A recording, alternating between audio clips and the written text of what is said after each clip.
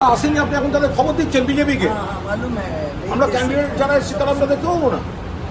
ভোটের ফল ঘোষণার আগে ইভিএম এবং ব্যালট বক্সের নিরাপত্তা নিয়ে নজরবিহীন উত্তেজনা ছড়ালো কলকাতার ক্ষুদিরাম অনুশীলন কেন্দ্রে।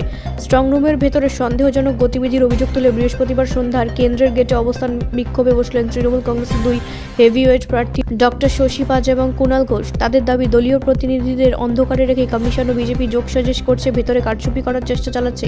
গত বুধবার রাজ্যে দ্বিতীয় দফায় ভোট গ্রহণ সম্পন্ন হয়েছে। এরপর নিয়ম অনুযায়ী ইভিএম ও পোস্টাল ব্যালটগুলি ক্ষুদিরাম অনুশীলন কেন্দ্রের স্ট্রংরুমে রাখা হয়। বেলেঘাটা কেন্দ্রের তৃণমূল প্রার্থী কুণাল ঘোষের অভিযোগ, বৃহস্পতিবার বিকেলে 3:30 পর্যন্ত তাদের কর্মীরা স্ট্রংরুমের সামনে পাহারায় ছিলেন, কিন্তু এরপর তাদের সেখান থেকে সরিয়ে দেওয়া হয়। ঠিক তারপরে একটি ইমেল পাঠিয়ে জানানো হয় যে বিকেল 4টের সময় ফের স্ট্রংরুম খোলা হবে। কুণাল ঘোষের প্রশ্ন, যদি কর্মীদের সরিয়ে দেওয়া হলো তবে কেন তড়িঘড়ি স্ট্রংরুম খোলার সিদ্ধান্ত নেওয়া হলো? স্ট্রংরুমের সন্দেহজনক গতিবিধির অভিযোগ, ক্ষুদিরাম অনুশীলন কেন্দ্রের গেটে ধর্নায় শশী কুণালের। তৃণমূল প্রার্থীদের দাবি, তারা ঘটনাস্থলে পৌঁছে ভেতরে ঢুকতে চাইলেও তাদের বাধা দেওয়া হয়েছে।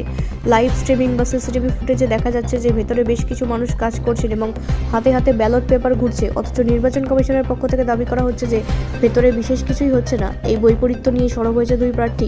শশী পাজা প্রশ্ন তুলেছে, যদি পোস্টাল ব্যালটের কোনো কাজ চলে তবে সেই ব্যালটগুলি আচমকা কোথা থেকে এলো এবং কেন রাজনৈতিক দলগুলিকে তা আগে থেকে জানানো হলো না?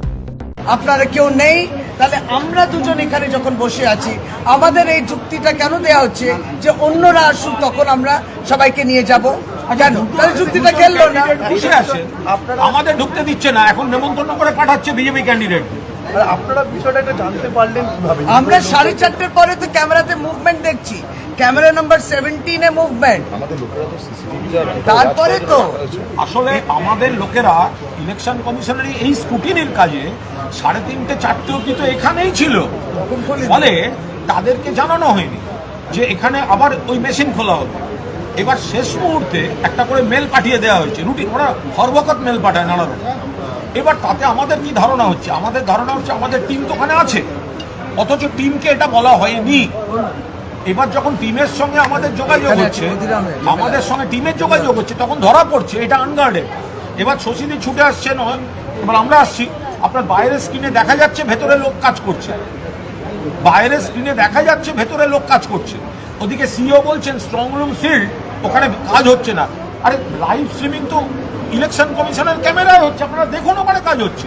এবার ধরুন বলছে যে ওই পোস্টাল ব্যালটে কাজ হচ্ছে। আমাদের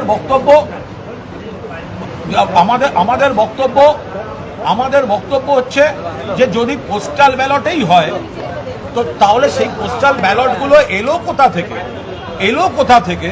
তো তার তো কোনো সোর্স এই ভিডিও ক্যামেরায় নেই। এই বিষয়টা হচ্ছে যে জিনিসটা ট্রান্সপারেন্টলি প্রত্যেকটা পলিটিক্যাল পার্টিকে জানানো হয় না কেন? কত গুরুত্বপূর্ণ। আপনার স্ট্রং রুম আপনাকে খুলতে হচ্ছে একটা কাজের জন্য, সেটা সমস্ত পার্টিগুলোকে জানাতে হবে। আর যখন দেখলেন কোনো পার্টি ছিল না, তাহলে খুললেন কেন? এখন কেন বলছেন যে ওরা খুললেন না?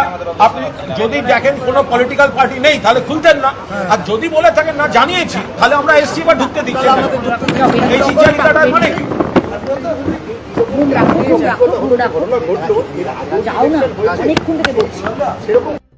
ব্যুরো রিপোর্ট, রাষ্ট্রীয় প্রসার বাংলা।